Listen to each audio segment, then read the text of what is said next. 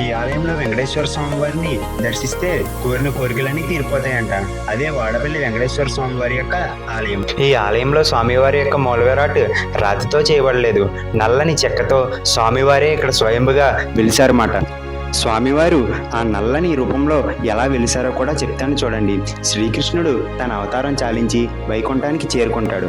దీంతో ద్వాపర యుగం ముగిసి కలియుగం ప్రారంభమవుతుంది. కలియుగంలో ప్రజలు దైవచింతన మర్చిపోయి డబ్బు సంపాదనపై ఎక్కువ దృష్టి సారిస్తూ ఉంటారు. దీంతో భూమండలంపై పాపాలు పెరిగిపోతూ ఉంటాయి. ఈ విషయమై మునులు తీవ్రంగా భయపడతారు. నారదుడి ఆధ్వర్యంలో వైకుంఠానికి వెళ్ళి ఈ భూమండలంపై జరుగుతున్న విషయాలను విష్ణువుకి తెలియజేసి ప్రజలను చెడు మార్గం వైపు వెళ్లకుండా రక్షించాల్సిందిగా నారదుల వారు వేడుకుంటారన్నమాట. దీంతో మహావిష్ణువు వారు ఎలా అంటారు, కలియుగంలో తాను కలియుగ దైవంగా వెలిసి నిత్యం ప్రజలతో పూజలు అందుకుంటానని చెప్తాడు. మరియు స్వామివారు దీనివల్ల ప్రజల్లో భక్తిభావన పెరుగుతుందని కూడా చెప్తారు. కొన్ని రోజుల తర్వాత వాడపల్లి వద్ద ఉన్న గౌతమి నదిలో ఓ చందనం పెట్టి తీరం వైపు వస్తున్నట్లు కనిపిస్తుంది.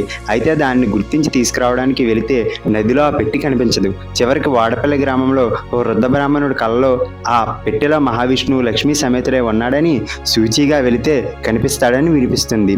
దీంతో ఆ తీరంలో ఉన్న ప్రజలు మంగళ స్నానాలు చేసి నదిలోకి వెళితే ఓ పక్షి నీడలో ఉన్న పెట్టి కనిపిస్తుంది. భక్తి శ్రద్ధలతో ఆ పెట్టి ఒడ్డుకు చేరుస్తారు. దాన్ని తెరిచి చూడగా అందులో శంఖచక్రం, గదతో పాటు లక్ష్మీదేవితో శ్రీ మహావిష్ణువు కనిపిస్తాడు. ఎంతలో అక్కడికి చేరుకున్న నారదుడు మహావిష్ణువు అవతారం గురించి చెప్తాడు. అంతేకాకుండా ఆ మూర్తికి వేం అంటే పాపాలను, కట్ అంటే పోగొట్టేవాడు అని నామకరణం చేసి గోదావరి నదీ తీరంలో విగ్రహాన్ని ప్రతిష్ఠింపజేస్తాడు. అలా ఇక్కడ కొలువైన స్వామివారికి వెంకటేశ్వర్గా పేరు వచ్చింది.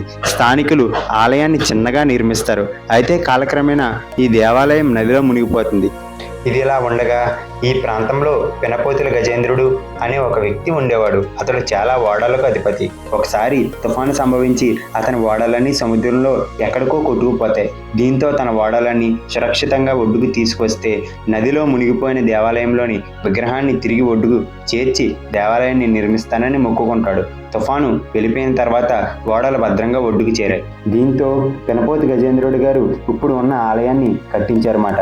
మీరు ఎప్పుడైనా ఈ ఆలయానికి వెళ్ళుంటే ఖచ్చితంగా ఓం నమో వెంకటేశాయ అని చెప్పి కామెంట్ చేయండి. మరియు ఇలాంటి ఆలయాల కోసం తెలుసుకోవాలంటే ఖచ్చితంగా మన ఛానల్ని ఫాలో చేసేయండి. యూట్యూబ్లో అయితే సబ్స్క్రైబ్ చేసుకోండి.